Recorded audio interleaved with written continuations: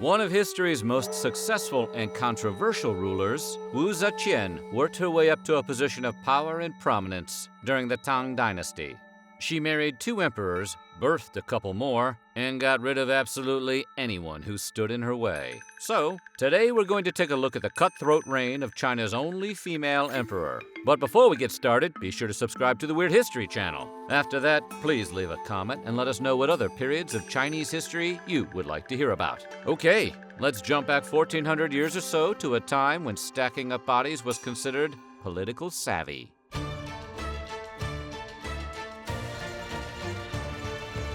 Wu Zetian, also called Wu Zhao and Wu Hao, became a junior concubine of Emperor Taizong in 636 or 638 CE, when she was just 14 years old. If you're keeping track, that's 1 year older than 13 and 2 years older than 12. Yikes. Wu hailed from a wealthy family and was raised by a surprisingly progressive father for the time, who encouraged her to read, write, and develop her mind in ways that were usually pursued by men. Despite her education, when she started her life at Taizong's palace, she began by working in the laundry. Apparently, being a junior concubine was an entry-level job. One day, evidently fed up with the honor of washing his PJs, Wu dared to speak to the emperor as he passed her. It was a risky move, but it paid off. The emperor was impressed with her intellect and made her his personal secretary. This kept her close to the emperor and let her stay abreast of politics, social developments, and state affairs, giving her a front-row education on how to rule a country. In addition to having Taizong's favor, she also caught the eye of his son, Prince Li Ji. The two began an affair, which put both of them in an extremely precarious position, since he was already married and she was essentially considered the property of the most powerful man in China. It was the kind of love triangle that starts fistfights at family events today, but typically ended in a historic amount of bloodshed during royal dynasties. When Emperor Taizong died in 649 CE, tradition dictated that all of his concubines have their heads shaved and be sent off to a convent, the idea being that they should have no other lovers after the emperor. But tradition was no match for true love or the whims of an autocratic ruler. Prince Li Ji was now Emperor Gaozong, and he was still thoroughly smitten with Wu. He wasn't about to let some musty old traditions prevent him from getting his way. So he sent for Wu and had her brought back to the palace. Wu became one of the many women in Gaozong's life, including his other concubines and his wife, Lady Wang. The man kept a crowded house, and as reality television would later discover, cramming a bunch of people all competing for a single person's affection under one roof was a recipe for some spectacular displays of jealous cunning.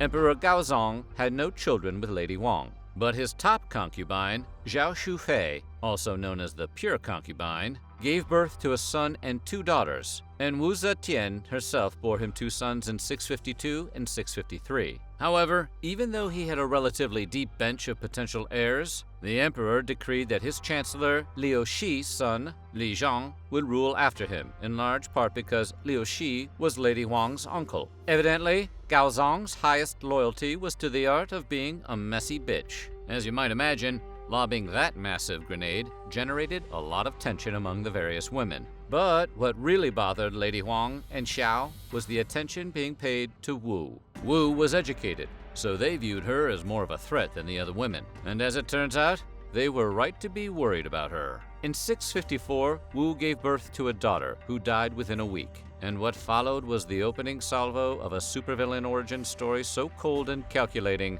that even the most ruthless Flavor of Love contestant never tried it out. Wu accused Lady Wang, who was the last person to have held the baby, of smothering the child. She knew Lady Wang disliked her, and considering the general mood among the women in the palace, the accusation didn't seem that unthinkable. Furthermore, Lady Wang had no alibi and had also been accused of witchcraft, which did not help her case. However, according to some later accounts, Wu may have actually killed her own baby in order to frame Lady Wang for the crime. Incidentally, Wu was also the one who had accused Lady Wang of being a witch. You'd think it wouldn't be too hard to connect those dots, but tragically, Columbo had not been born yet. In a truly awe-inspiring display of, what the hell, let's give it a shot, Wu insinuated that the pure concubine may have also been involved in the murder. If Wu had indeed engineered her daughter's death as part of a plan to get the emperor all to herself, It couldn't have worked out better. Lady Wang was found guilty of the murder and banished to a remote part of the palace, to be joined later by the pure concubine. Alleged infanticide understandably proved to be a bridge too far for Emperor Gaozong, who divorced Lady Wang and then married Wu, making her Empress as of 655.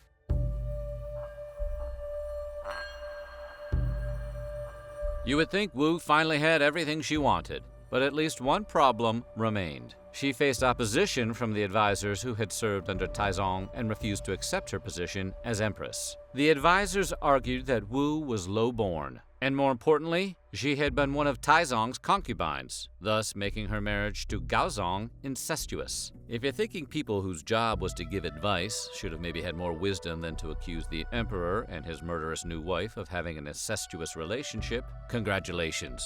You should be an advisor. Wu set out to get rid of these men, and over time she found ways to exile or execute all of them. After Gaozong had a debilitating stroke in 660, Wu wielded even more power. She took over matters of government, court, and state, and effectively ruled China for the next 23 years. Once she became empress, Wu immediately went about settling some old scores. And first up on the agenda were Lady Wang and the pure concubine. Wu was said to have ordered that their hands and feet be cut off before throwing them in a vat of wine to drown. According to one source, Wu looked on and remarked, "Now these two witches can get drunk to their bones." Even if they had survived the drowning, they would have been reduced to ashes by that devastating burn. Not long after that, Wu shifted her attention to more direct threats to her power, a phrase here meaning her children. Two of Wu's sons died while the emperor was still alive. One prince was supposedly poisoned for challenging his mother, while the other was exiled and forced to commit suicide. Maybe mom saying she's disappointed in you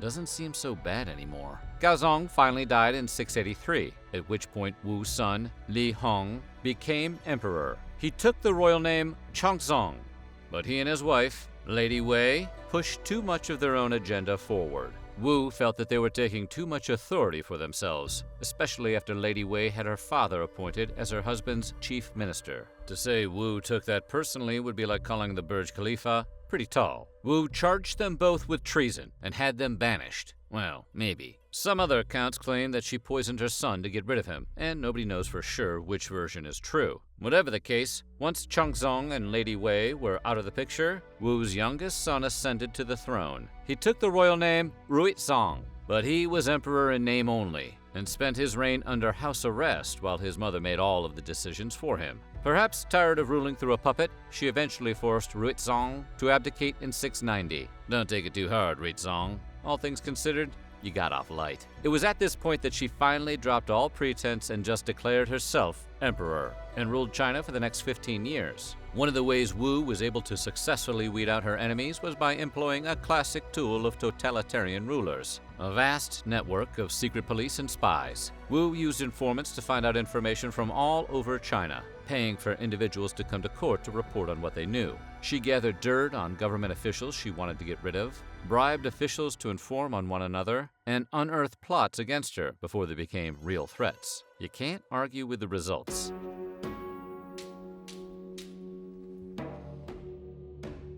While her early years in the palace were driven by a burning ambition, late in her reign, Wu, like many powerful rulers, became corrupted by excess. She began showing heavy favor to her male concubines, and over time she began to neglect her duties. Sort of like that one member of the band who starts dating a partner nobody can stand and keeps bringing them around practices until the band breaks up. You're going to force us to put Sammy Hagar on the throne, and nobody wants that. According to one historian, by the time she was in her 70s, Wu had become obsessed with two smooth-cheeked brothers, known as the Zhang brothers. The brothers had been famous singers when they were very young, making them the ancient Chinese equivalent of One Direction. While the nature of their private relationships with the emperor have never been precisely determined, they are believed to have been romantically involved with her, or maybe she just really liked their music. Nobody knows for certain, since at this point in her life, Wu was greatly weakened by old age and infirmity, and would allow no one but the Zhang brothers to get close to her. As 20-year-old flamboyant party animals, the Zhang brothers were fiercely resented by government officials and others at court. But the Empress ignored this until the nobles grew so irate that, according to one account, they stormed the palace and cut off the brothers' heads. delivering a message in a language in which Wu was undeniably fluent. At least they took care to preserve the brothers' legendarily smooth cheeks. In addition to spending most of her time with concubines, Wu grew more paranoid and began to think that everyone was conspiring against her. She became addicted to aphrodisiacs and further lost touch with reality as she continued to exile, jail, or kill her rivals. Her reign became so untethered that at some time around 704 or 705, she was forced to abdicate, and her son, Changzong, was brought back from exile to rule.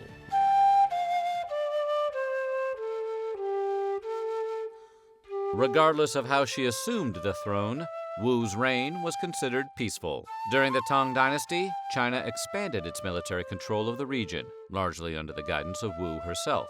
In addition, military expenses were reduced, taxes were cut, salaries were raised, retirees were given a viable pension, and vast royal lands near the capital were turned over to farming and agriculture. And in total fairness to Wu, the extent of her ruthlessness may have been overstated. Her claim that Lady Wang smothered her infant daughter may have actually been true. Since it happened so long ago, no one will ever really know. And with so much of the information about Wu coming from later sources, it's difficult to know which stories are accurate and which are just myths perpetrated by her rivals. After all, Chinese historians have blamed Wu for everything from infanticide to hedonism to earthquakes. You heard that right? Shortly after she took power, an earthquake reportedly shook China, which was seen as a bad omen. On the other hand, if you're seeking to crush your rivals and consolidate power, people believing you have the ability to cause earthquakes isn't entirely a bad thing. What we do know for sure is that Wu Zetian defied traditional Confucian ideas about leadership, and for that reason, her contemporaries were not at all pleased with her rise to power. And that story is all too easy to believe. So what do you think? Savvy or psychotic? Let us know in the comments below, and while you're at it, check out some of these other videos from our weird history.